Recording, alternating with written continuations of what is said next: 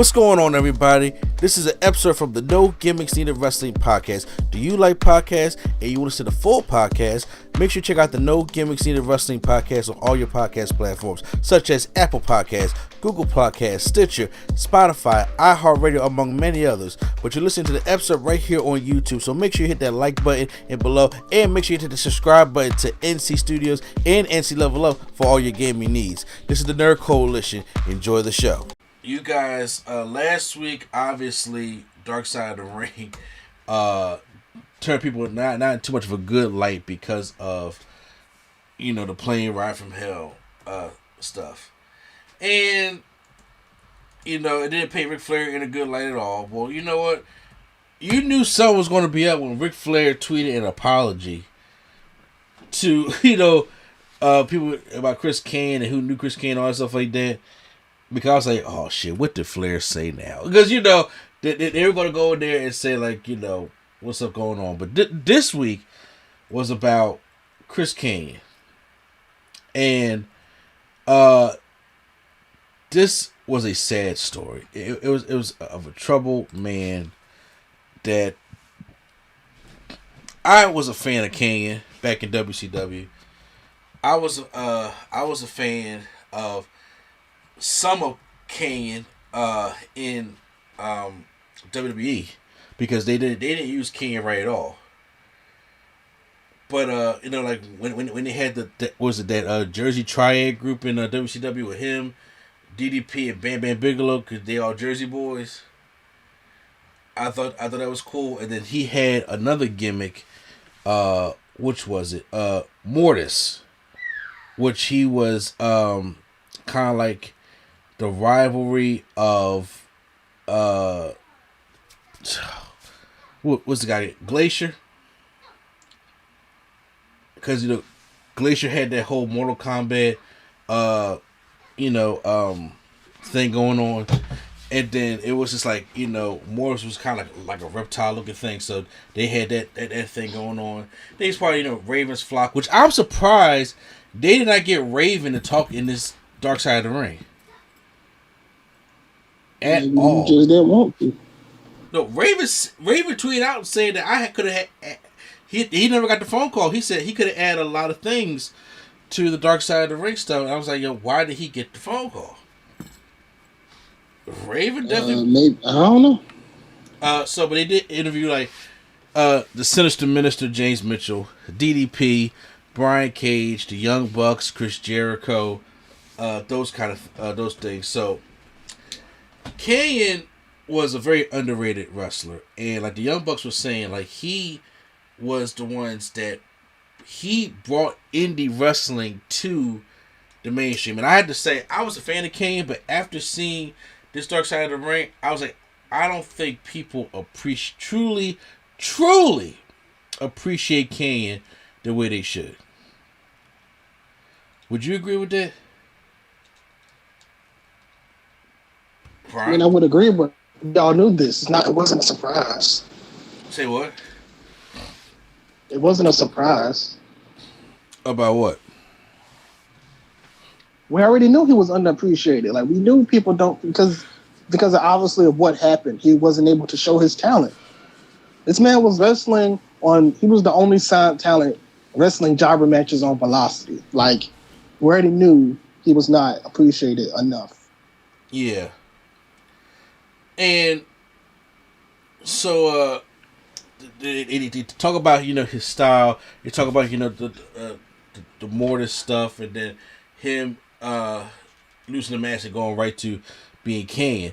And I remember the Who's Better Than Kanyon. I remember the way he had his match and stuff like that. I like I said, the Jersey the Jersey Triad with him and Bam Bam Bigelow and DDP. That was the late WCW when it was getting bad, but I liked that version of Kanyon because I remember that's when he got tossed off the triple cage. I remember seeing that and I was like, oh my God, Kanyon took that bump. Oh, right there, he got tossed off and right to the stage. I was like, wow.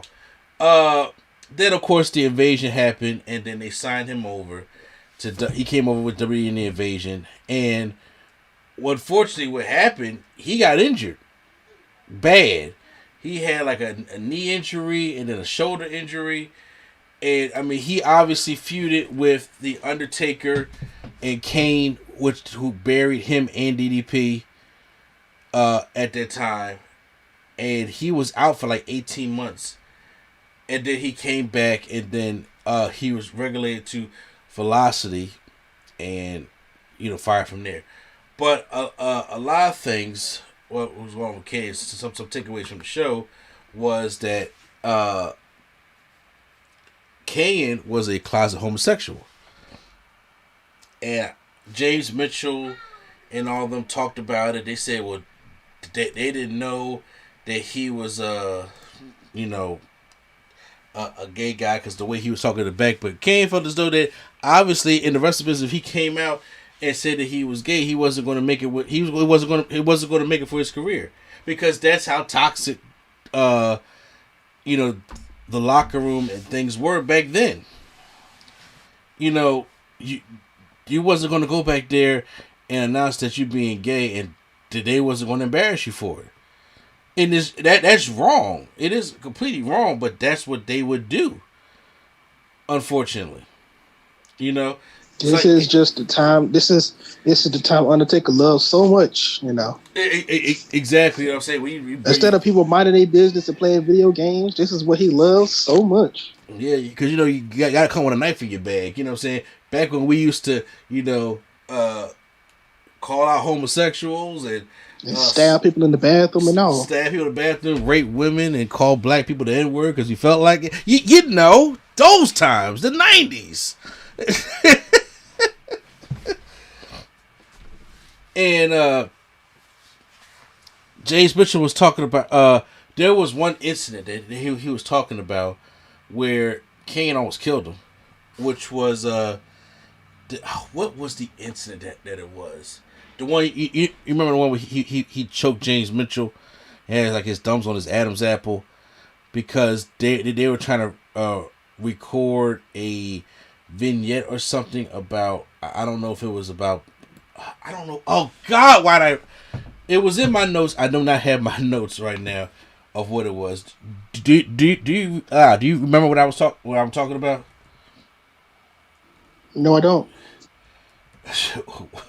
Well, you had to say it all delayed like that. You know what I'm saying? He said, I don't know what the hell you talking about. Shit, yeah. I can't remember what the incident was of why he was he choked out James Mitchell, but they were good friends. But he said that Kane had these mood swings, and a lot of it probably pertained because he was, hiding something that he couldn't, express, and he was diagnosed with bipolar disorder. And I remember the Young Bucks, I think it was talking about how he came in and he was talking about the aliens are out there, and they had to strap him down to a chair until he actually went to sleep because he was really having some serious issues. And I was like, man, that man lived a very hard life. There was the one thing, the Boy George incident.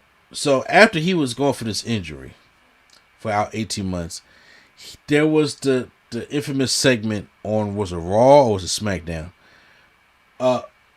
Where Undertaker was given this present in this box, and Kane comes out singing Boy George. I forgot what the song was. And Undertaker beat the shit out of Kane so bad and gave him one of the hardest headshots, with an unprotected headshots from a steel chair that I've ever seen Undertaker give, next to the Mr. Kennedy and the next to the Maven style headshots. So now he claimed, now everybody claims that they had a guy that worked over there who now works for WWE, claims that WWE would not just build this guy back up after injury to come back and embarrass him like that if they had they had nothing to do with him, but they did, because WWE is a place full of petty people. But the rumor was saying that they did this because some people may have found out that he was gay. And now, Kane did not come out and say he was gay until after he was fired from WWE. He even told James Mitchell that he, just in case he had to sue WWE, he was going to tell people that they fired him because he was gay, or just because he had to sue him. But once again, WWE did not fire him because he was gay, because he did not come out and publicly say he was gay until like years down after he had left WWE. And I think he did to a few people though, to a few boys in the locker room. Yes. Okay, well, at least the people he probably thought was his friends. Yeah, so I'm saying that, like, somehow it probably got to the uppers because, I don't know, you know, I did some stuff outside of the documentary. Some people were like, he was kind of like, I just can't take this no more, so I got to tell somebody. And I'm assuming he told some of his friends, and I'm assuming they got to the uppers, and then his kind of careers kind of started declining after that moment. So whenever he kind of started to decline, it's probably the moment where they found out where he was gay. Yeah, you know, it had to be that Boy George incident, because why would they have him coming out and singing that to the Undertaker? And it's another incident with the Undertaker too. Now, that please mention that one, because like the Dark Side, they didn't get all really into the Undertaker stuff. Yeah, well, you know how like basically people say Undertaker is the judge backstage. Yeah, and I forgot what happened. Something happened where he doesn't. Oh, that's what he don't go drinking, right? He doesn't drink, or he didn't drink, or didn't want to drink with the boys. And who, Undertaker or Kanyon? No, Kanyon. Okay. And I'm assuming everybody was like, "Come on, come drink with the boys." And this was when he was in like okay. This is how I read it. Basically, I was reading it like he was in gay bars, right? Yeah. And after the regular bars closed, the gay bars would still be open. So some of the boys, I guess, came in and seen him at the gay bar. And I'm assuming he like had to went home. He like went home when he seen him and all that kind of stuff. And I guess somebody asked him, "Do he want to drink?" And he was like, "No, I don't drink."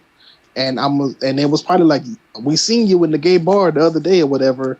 And then they beat him up. They beat him up. Something that he had, they like put in the toilet, pissed in it, crapped in it, probably his gear bag. And then Undertaker, he was like, "Wow, I can't believe they did that to me." He was like, "Maybe you should go to the bar next time." And that was it. It was just like basically Undertaker. Then he said it as if Undertaker kind of told them to do that. Wow. Because he was the locker room leader. See that, like I said, I didn't hear that story. Yeah, that was on that was like one of the stories before this came out. Before this whole Dark Side came out. Oh, yeah, like I said, because other than the beating, which was a very unnecessary beating, and once again, nothing came of that beating. It ain't like he was in a rivalry with Undertaker and he got his win back, got his heat back. He went right after that beating to Velocity. That was it. He went right from that beating to Velocity, and then was doing dark matches on WWE until he got fired. That's all. That's all he was doing. I'm like, so what did that whole segment accomplish? So you can't help but to think that was the reason why he got I guess punished like that from the boys, because his secret probably got out. Now when he got fired, he did a lot of indie shows. He did come out. I forgot what year it was. So indie showed the DDP that he was gay, and he came out, and the DDP accepted it because DDP's Captain Positivity himself, and so he came out, and it's told that he was gay. So then he would start going on the Howard Stern show, which is not a show you would you wouldn't want to go on to, especially when you're dealing with mental health and things like that. And the week before, Howard Stern had on John Cena, and they was talking about Chris Kanyon, and was it true that WWE fired Kane because he was gay? And Cena said no, they didn't fire Kane because he was gay. They fired Kane because he wasn't good. Like the irony of Cena telling somebody that they weren't good, because at that time Cena was not that good, but Cena was the company stooge guy, and he was saying that in wrestling, in WWE, we have the entertainment part, and he couldn't entertain. Now, which is really untrue, and I'm not talking about opinion wise. Like, you got to go back and watch a Kanyon match, watch Kanyon promos. Like, the who's better than Kanyon thing sticks. Brian Cage still does that today. And when he was a heel, he'd be like, who's better than Kanyon? Everybody be like, everyone. So, Kanyon was entertaining, but Kanyon could wrestle. And I'm talking about the stuff that people like seeing in the indie stuff, he was doing that before it was even popular. Like that whole deadlift superplex that Brian Cage does when he's on the ropes and brings people from the apron back into the ring. Kanyon was doing that. Doing a swinging neck breaker, but butterfly pin. That stuff that you see Young Bucks doing. He was doing that kind of stuff. So I don't even take the notion that he wasn't good. So then his idol, he loved Ric Flair, calls into the show, and Ric Flair, who once again has apologized on Twitter for this and said that he was in the WWE line, he was the stooge at that, because Howard Stern probably called Vince and Vince didn't go, and then probably called Triple H and Triple H didn't go, so Ric Flair went and go, and then he doubled down on what Cena said and said that Kane wasn't fired because he was gay. He was fired because he wasn't any good. But even still, he still alluded to the fact that Kane made some lifestyle choices, and then Kane cut him off and said it isn't a choice. So how are you going to sit there and say that this man wasn't any good, but he had made some lifestyle choices that wasn't? So what are you referring to, Rick? What are you referring to? That the man is gay. It had to come out somehow. And Kane came, and you could tell Kane was like really hurt by this joint. And he was saying like, yo, if I wasn't that good of a wrestler, why'd you let me train your son? Because Kane was very heavily into training David Flair at the time when he was in WCW. If he wasn't any good. But once again, I think that was to hide the fact of what WWE was truly feeling. And Kane said after that show, he was going to toss himself in front of a subway car. But the only reason why he didn't is because his brother was with him that night. And I was like, that is just, it's heartbreaking. Heartbreaking and unbelievable. Then we get to the Orlando Jordan incident. Well, it really wasn't an incident, but because for anybody remembers Orlando Jordan back in the day, he was a bisexual. And he wanted to do a bisexual character on television. And Kane was like, no, that's my gimmick. I want to, that's supposed to be me. They're giving him my gimmick. And then James Mitchell was like, well, you never came out and told everybody that you were gay. So he goes and writes a letter to Stephanie McMahon about him. He wanted to be coming out as gay and be an inspirational sports figure, being an openly gay sports figure in the 5 major sports of basketball, hockey, football, baseball, and wrestling, as he put wrestling in there. And Stephanie kind of like kind of apologized, but they kind of dismissed it on the same time. And then that was that, because now WWE has been more open to their gay wrestlers. Like remember when Darren Young first came out? You remember when they fired Jake Atlas? No, I'm kidding. Was Jake Atlas? Hold on, Jake Atlas. That name sounds familiar. NXT. Oh, he was gay? Yes. Oh wow. Literally, they found him at a gay. Whenever they signed him, they said, "Look, this is going to be a game-changing signing for gay people. That was literally what they signed him for. We're not anymore, obviously. Well, we're not anymore. Yeah, that's right. Okay, that's right. Now it's starting to come back to me. So they're taking a more of a different approach when it came to gay wrestlers such as Orlando Jordan. Now, Orlando Jordan didn't really get out there until TNA. That's what he really started, getting into the character. And even though I still think Velveteen Dream did it better, even though Velveteen Dream is not hasn't announced that he was gay, but it always puzzled me that maybe you know the answer to it, like, obviously Dustin Rhodes wasn't gay, but he played a gay character, and how he didn't get as much heat as Kanyon did, especially being back in that locker room back in those days. He because a lot of people didn't want to wrestle him, but also he was married to Terry Reynolds, so they was like, oh, I guess he's, I guess he's straight, Yeah, I got you. Like I said, it always just. That's like if back in the day, if you see somebody with like a Stacy Keibler, you're gonna be like, how he get Stacy Keibler? What's going on here? Mm-hmm. So, yeah, I'm assuming back then when it was like Goldust is gay, we don't want to wrestle with him. But then they seen him with Terry, or he bought either Terry or him drinking with the boys, or whatever the case is. He was more accepted because of whatever the case was. Yeah.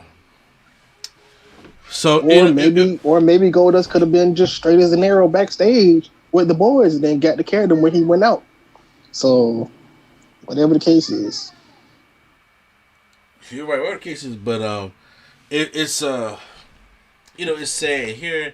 Brian Cage talking about Kane and how Kane came to his promotion. He wanted to put Kane over, but Kane said, "No, this is your promotion." He put him over, and how much influence he had on him in the Young Bucks, and how Matt Jackson was talking about how he was calling a rag, so he's gonna kill himself, and he was right about to get in the shower, and he was out there for 45 minutes just talking and crying with this guy on the phone to not do it, and how he did attempt to try to kill himself multiple times. And James Mitchell talks about how there was that one night where I forgot where they were coming from, or from a house show or an event or something like that, and they were joking and laughing like it was the old days. And he once Kane dropped him off, he cried, and it was just like, this is gonna be a night that he does it, because of just you could just feel it. And Kane did commit suicide in 2010. And it's a very sad story, because there's a lot of Chris Kanyons out here in the world, and I'm not talking about just in sports, just in regular everyday life, that are dealing with this pressure, dealing with this discrimination, is just dealing with all this kind of stuff, and there's nobody to go to, there's nobody to talk to, or the case may be. Because you still got these sports names that are being openly gay, like Michael Smith or Darren Young, or people that are coming out. Orlando Jordan is coming out here and talk about even Sonny Kiss or Nyla Rose or somebody like that who's openly gay or transgender or whatever the case may be, and it's like, oh, we're getting better. But are we though? Because see, that all that stuff is PR. What are these people dealing with backstage? What are these people dealing like in their everyday lives? Are they dealing with abuse? Are they dealing with discrimination? Are they dealing with all this kind of stuff that we don't see? Like, I don't think Michael Smith right now is even playing football. First of all, his wasn't a gay issue. He just wasn't good. Oh, it sounds like Kanyon. No, I'm saying no. I know what you mean. He was not good. He probably thought that using that will probably give him PR to be on somebody's team, but he wasn't good. There's another guy better than him too, though. That's gay in the league now. I forgot his name though. But yeah, the other guys were doing way better. And the other guy, what's the name in basketball? whatever. The guy that was in basketball was had a. All right, maybe I should. But he didn't have a good career already, and then when he announced that he was gay, he probably thought it was going to get more eyes on him, but his play still couldn't like help him. I think I know who you're talking about. I forgot who the name was, but I forgot what his name was. Because like he was a center, so he's like 7 foot. Yeah. I mean, he was like almost 7 feet. I think people like Sonny Kiss and Nyla Rose, where they are improving every day, and obviously they don't get as much hate. I'm assuming they don't get any hate because of how loving the AEW locker room is. But like AEW has a few people that are like that in their locker room, so it's probably just a normal thing, and they are all about mental health there. Well, see, here's the thing. I understand AEW is probably all about mental health, doing the right thing, but out of that whole locker room, we're not going to sit here and say that AEW has no inappropriate people that's there. No, I'm not saying they have I'm not saying they don't have inappropriate people. I'm just saying there's not just one or two gay people in AEW. There's a good number of people that are gay or bi or whatever the case is in AEW, to where the other wrestlers will probably see that and make it more of a loving thing. And because like back in WWE, say if like JBL would make fun of somebody, he would kind of get other people in on the joke, while maybe in AEW it's only one person doing it. It's not like how back then when you can get everybody in on making fun of this one person. Fair. Now, it is their choice, but do you think that if they had a more comforting support team or support, that they would come out and be openly gay, opposed to being closeted? Who? Anybody that's talking about in AEW. I mean, like, cause like, look, they are openly. Huh? They are openly gay. The only one I know is openly gay is Nyla Rose, and well, I don't know if Nyla Rose is gay. She's transgender, but well, okay, she's a gay woman. Okay, so it's like Nyla Rose, Sonny Kiss, Karen Hogan. Those are only, and Diamante. Mm-hmm. Those are the ones that I know. Aubrey about. Edwards. Who? Aubrey Edwards. Okay, Aubrey here. I know about Aubrey. Okay. What is the? I don't want to say Matt Lee. I can't think of the dude's name, but they're not mainly featured on like they're on the show but not on the show. But it's a lot of like mid card people. It's mid card people and maybe dark people, but they're still signed. Yeah, but it's still signed. But it's like like I said, hopefully, other than Aubrey Edwards, who's obviously being a referee and being out there and open, it's like it could still be. You can still be all for gay rights and mental health or Black Lives Matter, whatever the case may be, but once the cameras is off, it's like, how truly of a safe space do these people feel as though that they're in? Like I said, I don't personally know. I can only go by what is reported, to be honest with you, or somebody may say that the locker room makes me feel like family or whatever the case may be. But I think I try to get what you're saying, but don't let WWE tease you in thinking that they just put all these black folks on TV because they give a shit. They don't. They don't. If the black people ain't making them no money, if the gay people ain't making them no money, like, that's the WWE thing. It's all about money. The PR comes like they give a shit, but it's all about the money. But that's why that whole thing probably unfortunately happened to Kanyon, and like the same thing with Orlando Jordan, him coming out being bi, but he ain't lasting that company that long, and neither did Darren Young, unfortunately. Because like they did nothing with his character. Like, he wanted to have a gay character. They said, no, we're gonna put you a Bob Backlund and make you great again. What does that mean? It was never, like what does that mean? Like, you can't read between the lines of that gimmick, because everybody was like, why is he trying to make Darren Young great again? He was never that great. There's a lot of underlying shit, man. So. Mm-hmm. May King rest in peace. Like I said, it was a very just sad episode of Dark Side of the Ring. And then once again, like people like we have no problem with gay people. You should always speak your truth, and people should have a safe space to talk about how they're feeling, and and like I said, and the locker room has gotten better from the accounts I've heard from wrestlers, opposed to the I call them the Undertaker days, knives in the bag, and we don't bring video games, stuff like that. It's been bad since then. I'm just praying and hoping that it still gets better.